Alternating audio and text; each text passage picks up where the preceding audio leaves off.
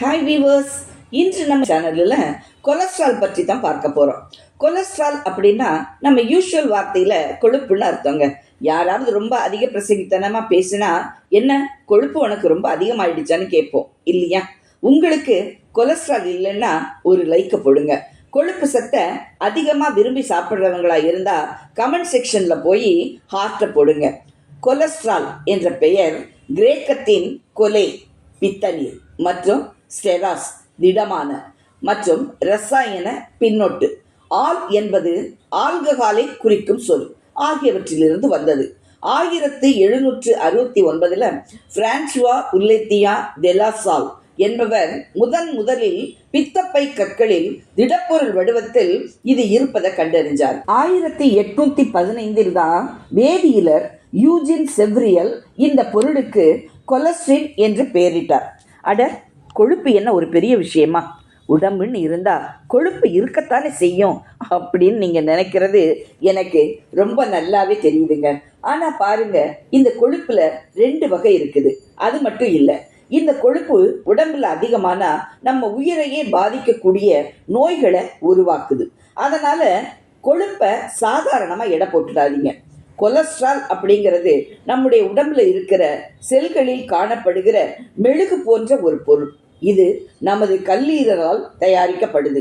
அதிகமான கொழுப்பு சத்து ஒருவருடைய இரத்த நாளங்களில கொழுப்பு படிவை உண்டாக்குது. இதனால் தமனிகள் வழியாக இரத்த ஓட்டம் கடினமாகி மாரடைப்பு, பக்கவாதம் போன்ற கடினமான நோய்களை உண்டாக்குது. இது ஆரோக்கியமற்ற வாழ்க்கை முறையினால ஏற்படுது. இந்த கொலஸ்ட்ரால் 2 வகைகளா பிரிக்கப்படுது. இது லிப்போப்ரோட்டீன் என்ற பெயரில பல்வேறு வகைகளா வரையறுக்கப்படுது. நல்ல கொலஸ்ட்ரால் HDL இது உடலில் இருந்து அதிக கொழுப்பை அகற்றுது.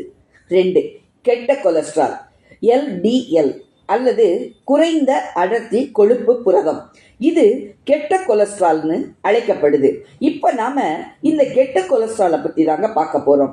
இது நம்ம உடம்புக்குள்ள என்னென்ன செய்யுது, இதனால என்ன நோய்கள் ஏற்படுது, இதை நாம் எப்படி தடுக்கிறது அப்படிங்கிறத தான் இப்போ நாம் பார்க்க போகிறோம். அதிக கொழுப்பு சத்து எந்த அறிகுறிகளையும் நமக்கு காட்டாது. அது நமக்குள்ள பல ஆண்டுகளாக இருக்கிறத நம்மால தெரிஞ்சுக்க முடியறதும் இல்லை. இந்த அதிக கொழுப்பு சத்து உருவாக்கம் பிளேக் என அழைக்கப்படுது.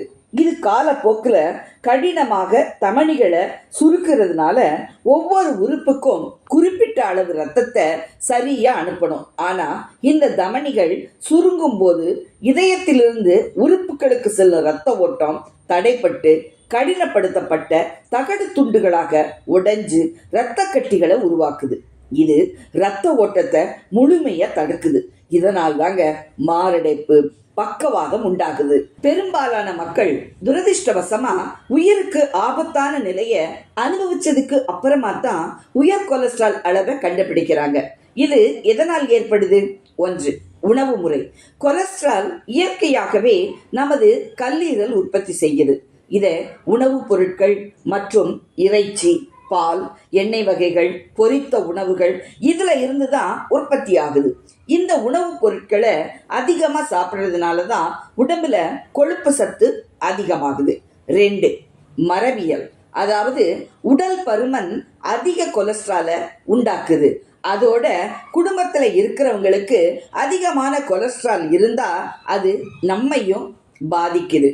3 டாக்சிடோ புகைப்பிடித்தல்.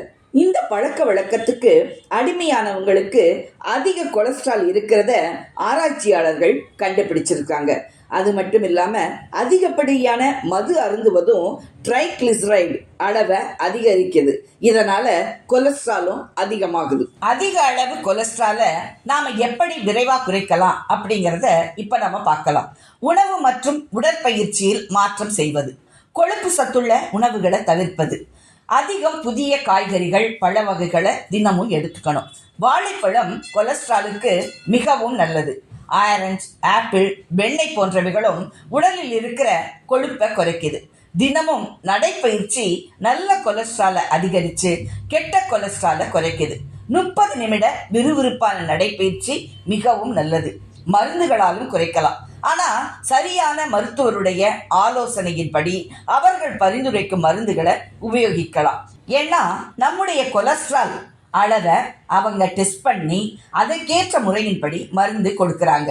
உடல் பருமன் இருப்பவர்களும், மது அருந்துபவர்களும், சிகரெட் பிடிப்பவர்களும், அதிக கொழுப்பு சத்துள்ள உணவுகளை உண்பவர்களும், 30-35 வயதிற்கு மேற்பட்டவர்களும் அடிக்கடி உங்கள் உடலில் இருக்கிற கொலஸ்ட்ராலின் அளவை டெஸ்ட் செஞ்சு கொள்றது ரொம்பவும் நல்லது.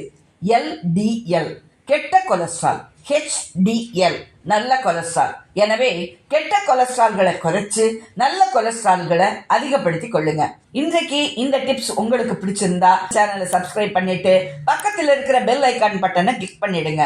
அப்பதான் புதிய வீடியோக்களை நீங்க உடனுக்குடனே பார்க்க முடியும். தேங்க்யூ. டாடா, பை.